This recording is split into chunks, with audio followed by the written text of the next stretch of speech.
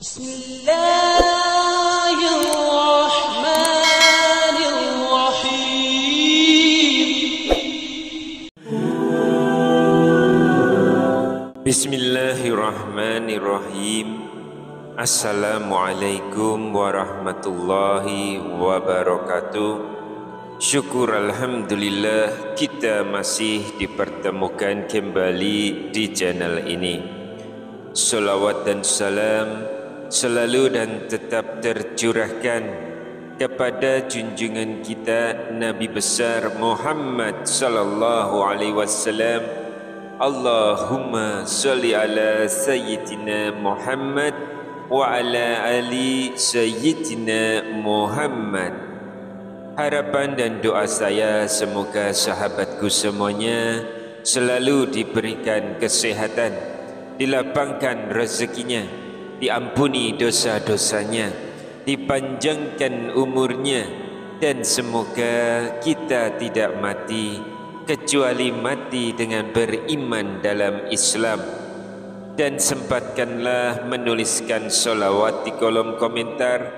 InsyaAllah akan menjadi bukti cinta kita kepada Rasulullah Muhammad sallallahu alaihi wasallam.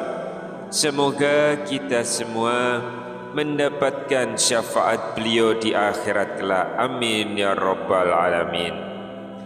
Sahabat beriman yang dirahmati Allah, pernahkah kita merasa sempit dalam rezeki, dililit kebutuhan hidup yang terus datang, sementara jalan keluarnya terasa buntu? Dalam kesempitan itu, seringkali kita lupa bahwa ada satu pintu langit yang belum kita ketuk, yaitu pintu Asmaul Husna, nama-nama Allah yang indah dan agung, penuh makna dan kekuatan. Kali ini mari kita renungkan satu nama dari 99 namanya yang mulia, nama ke-16 yang penuh rahmat dan keberkahan, yang bila kita lantunkan akan membuka pintu-pintu rezeki dan menenangkan hati. Inilah nama agung Al-Wahhab. Al-Wahhab berasal dari akar kata wahaba, yang artinya memberi, menganugerahkan, menghadiahkan. Tapi bukan sembarang memberi.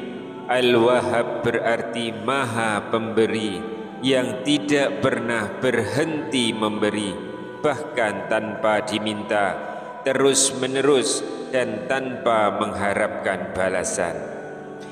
Allah subhanahu wa ta'ala berfirman dalam Al-Quran, Am indahum khazainu rahmati rabbikal azizil wahab. Ataukah mereka mempunyai perbendaharaan rahmat Tuhanmu yang maha perkasa, lagi maha pemberi? Quran Surat Sad ayat 9. Sahabat beriman, inilah sifat Allah yang tidak dimiliki makhluk manapun. Ia memberi kepada ikan di lautan, burung yang berterbangan, tumbuhan yang tumbuh di tempat terpencil, bahkan kepada manusia yang kadang lalai dan tidak bersyukur. Dalam tafsir para ulama disebutkan bahwa Al-Wahhab adalah sifat yang menunjukkan bahwa Allah memberi tanpa pamrih, tanpa syarat, dan tanpa perhitungan. Setiap helaan nafas, denyut jantung, air yang kita minum, hingga rezeki yang kadang tak kita sangka-sangka, semuanya dari sifat Al-Wahhab. Sahabat beriman, mengamalkan zikir ya Wahhab bukan sekedar menyebut nama. Itu adalah bentuk kita mengakui kelemahan diri, menghadap kepada Zat yang Maha Kaya, memohon dengan kerendahan hati agar pintu langit dibuka untuk kita. Para ulama dan ahli hikmah menyebutkan berbagai fadilah dari zikir ini. Yang pertama, dijauhkan dari kesempitan hidup. Yang kedua, dilapangkan rezekinya dari arah yang tak disangka-sangka. Yang ketiga, diberikan kekayaan yang penuh berkah dan cukup. Yang keempat, diangkat derajat dan martabatnya di hadapan manusia. Yang kelima, diberikan ketenangan batin dan kemudahan dalam urusan. Allah berfirman, wa iyamsaskallahu bidlurin fala kashifa lahu illahu wa iyuridaka bi khairin fala radda li fadlih. Dan jika Allah menimpakan suatu kemudaratan kepadamu, maka tidak ada yang dapat menghilangkannya selain Dia. Dan jika Dia menghendaki kebaikan bagimu, maka tak ada yang dapat menolak karunia-Nya. Quran Surat Yunus ayat 107. Lantas bagaimana cara mengamalkan zikir ya Wahab? Ada dua cara utama yang sering diamalkan para salihin.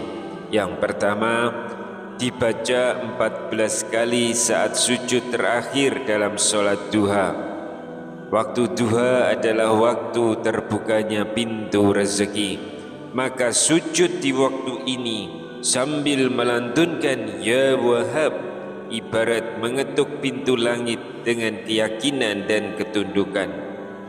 Lalu yang kedua, dibaca 100 kali setelah setiap sholat fardu. Dengan melakukannya secara rutin, hati akan lebih tenang, pikiran lebih lapang, dan jalan rezeki akan dibuka oleh Allah Subhanahu wa Ta'ala dari arah yang tidak pernah kita duga. Sahabat beriman, rezeki tidak hanya berupa harta. Rezeki bisa berupa waktu yang berkah, keluarga yang harmonis, hati yang tenang, dan hidup yang penuh makna.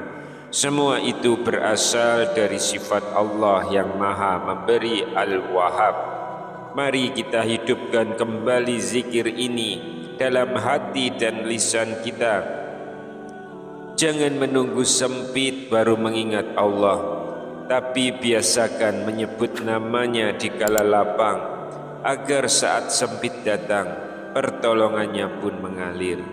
Allah berfirman, wa ma bikum min nikmatin fa minallah. Dan apa saja nikmat yang ada pada kamu, maka dari Allah lah datangnya.